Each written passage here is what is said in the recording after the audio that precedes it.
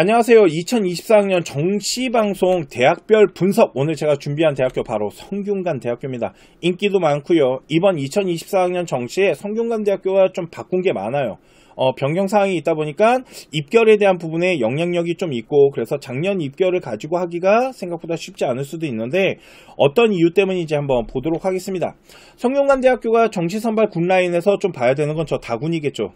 보통 가나군에서 뽑던 학교가 다군을 열어놨는데, 학과가 많은 건 아니고요. 2개 학과가 다군을 열어놨는데 그 학과에 대한 점수대가 좀 많은 변화가 있을 것 같다라고 보시면 될 것 같고요. 또 하나는 한국사는 감점 적용이다 보니까 변화가 없지만 이번에 영어가 반영 비율이 들어갑니다. 감점이 아닌 10%에 반영을 해가지고 계산이 되는데, 그럼 어딘가에서 데이터가 빠져나왔다는 건데 그 데이터가 바로 탐구에서 빠져서 영어 쪽에 비중이 좀 들어갔는데, 영어 같은 경우는 어떻게 적용을 하냐면 변환 점수를 주겠답니다. 탐구처럼 변환 점수를 줘서 우리 아이 등급에 맞는 퍼센테이지의 점수를 변환시킨다라는 건데, 저렇게 되면은 작년보다는 입결에 대한 부분이 조금 더 높아질 수도 있는 부분이고, 또 하나 이번에 2024학년 정시 같은 경우 영어가 되게 어렵게 나왔습니다. 저희가 가채점을 기준으로 해갖고 좀 분석을 해본 결과 아마 한 1등급 대 아이들이 한 4.5%에서 5% 사이, 그 사이로 좀 형성이 되지 않을까. 그러니까 작년보다 어려웠다라는 게 맞고, 이번에 영어 같은 경우는 1등급 받은 아이들이 절대적으로 좀 유리할 수 있고, 요번에 2등급도 생각보다 그렇게 많지 않은 것 같아요. 그러다 보니까 성균관대학교가 그 변환 점수 1등급과 2등급의 점수 차를 얼마나 벌리냐, 이거에 따라서 1등급 대 아이들이 어느 정도로 더 유리할 수 있냐, 이런 것들이 이제 좀 계산이 될 거다라고 보시면 될 것 같습니다.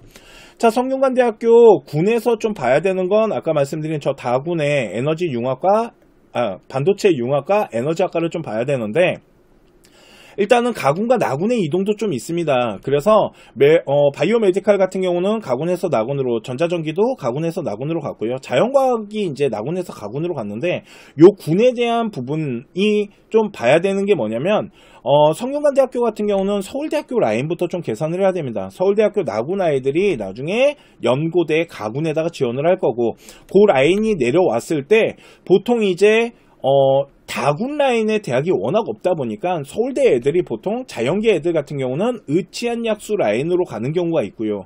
아니면 이제 중앙대학교인데 중앙대까지 서울대 애들이 보통 내려와서 바치진 않습니다. 그러다 보니까 서울대 문과 아이들 같은 경우는 카드를 다군에다 버리는 경우도 있었어요. 하여튼 요런 것들이 형성되는데, 이제는 그렇지 않다라는 거죠. 서울대 나군을 놓고 연고대 가군을 넣었을 때 뭐가 생겼다?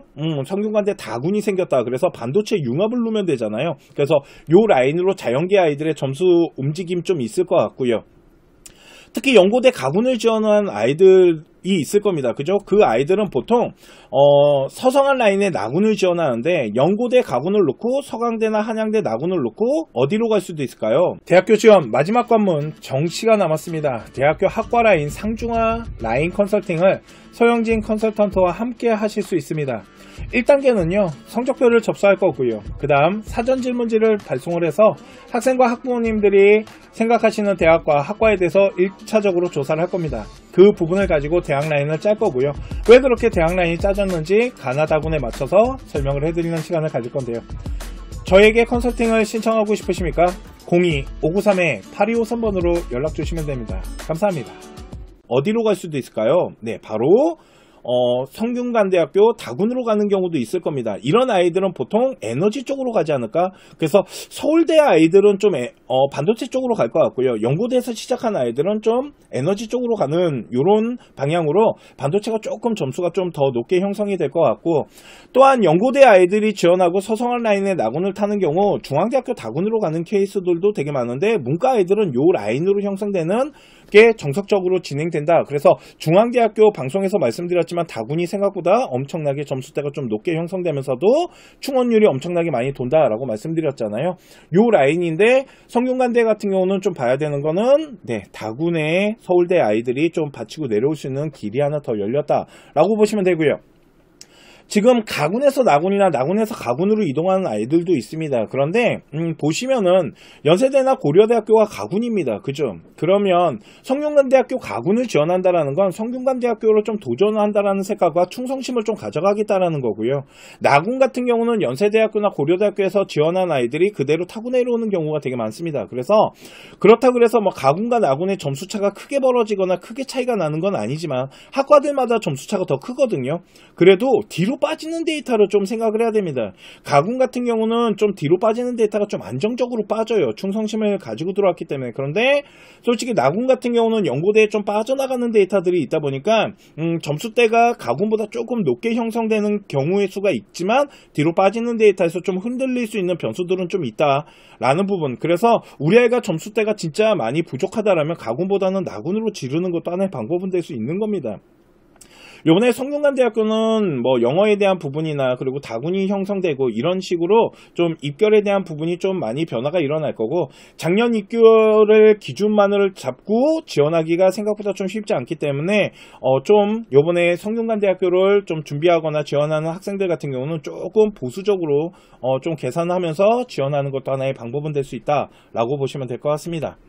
자, 저희가 한번 예측을 해봤어요. 그래서 어느 정도 이제 합격선을 형성하는 아이들이 이제 될지, 이거는 실제 점수를 가지고 한 건 아니고요. 가채점을 가지고 한 겁니다. 나중에 이제 실채점을 하게 되면은 저희가 정시혁명이라는 걸 통해서 제공을 해드릴 건데, 가채점 기준으로 일단 계산을 좀 해봤을 때, 인문계는 학과들마다 좀 차이는 있지만 한 685점에서 한 699점 요 사이대로 일단 점수대가 좀 형성되는 게 있고요.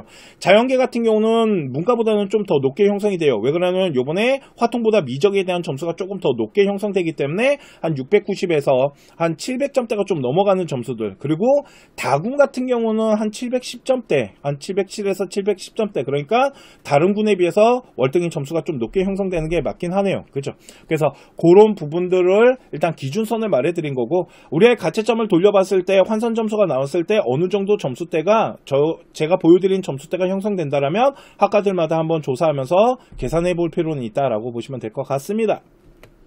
자, 오늘 제가 준비한 정시방송 대학별 분석 성균관대학교 방송은 여기까지 하도록 하고요. 다음 시간에 더 좋은 대학교 분석 시간으로 또 찾아뵙도록 하겠습니다. 지금까지 합격을 하는 DNA 서영진이었습니다. 감사합니다.